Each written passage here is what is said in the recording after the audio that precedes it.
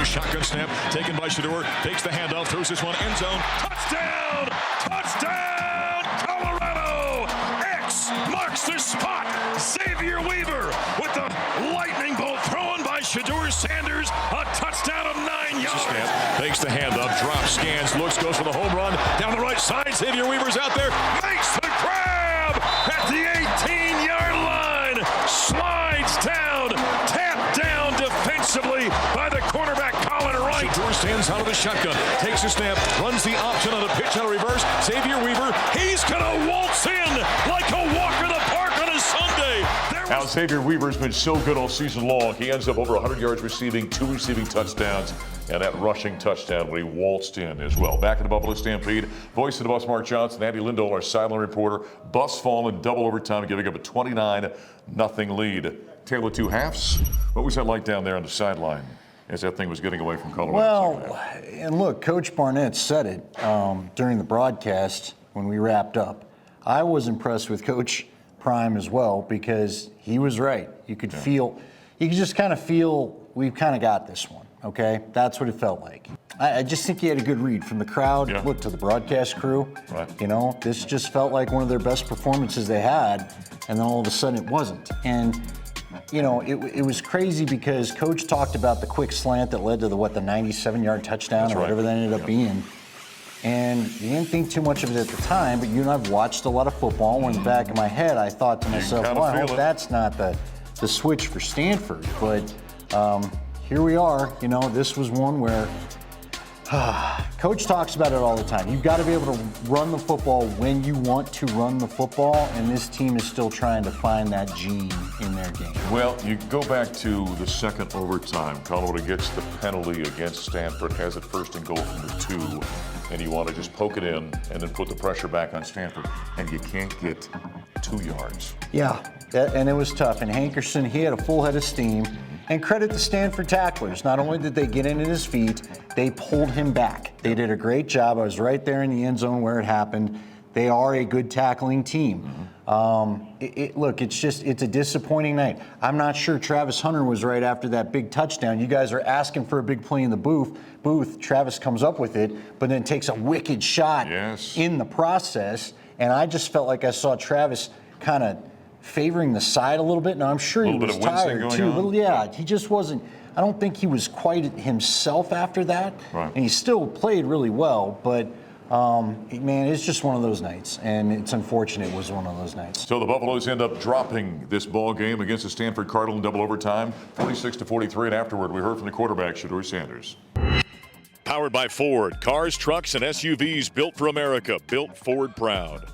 Really understand, like, we got to be the same way, same approach, same everything.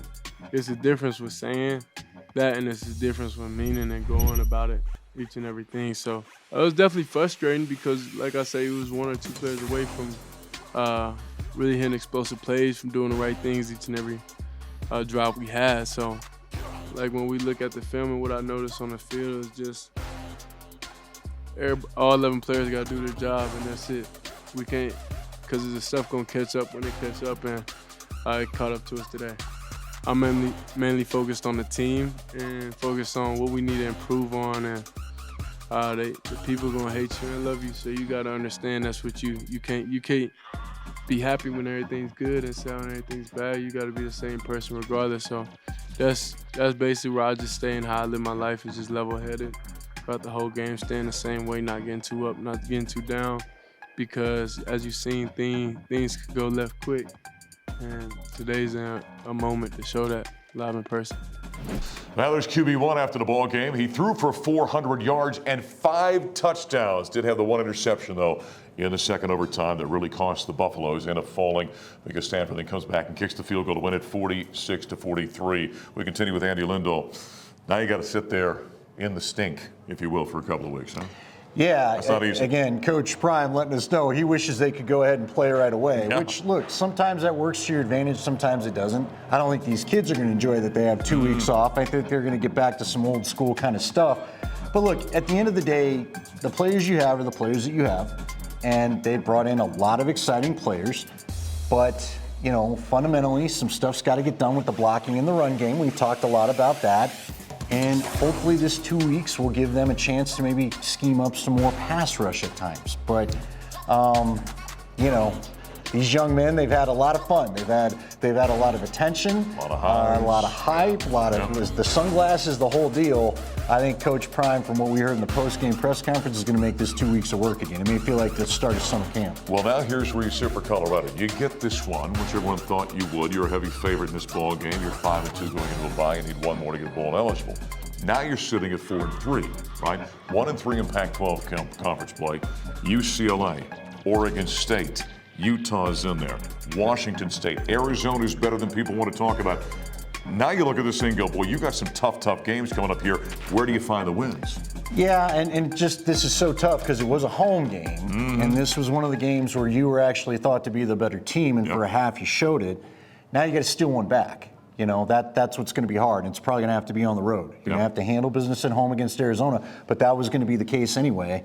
You're going to have to get one back, but you know, look, this team has surprised us before.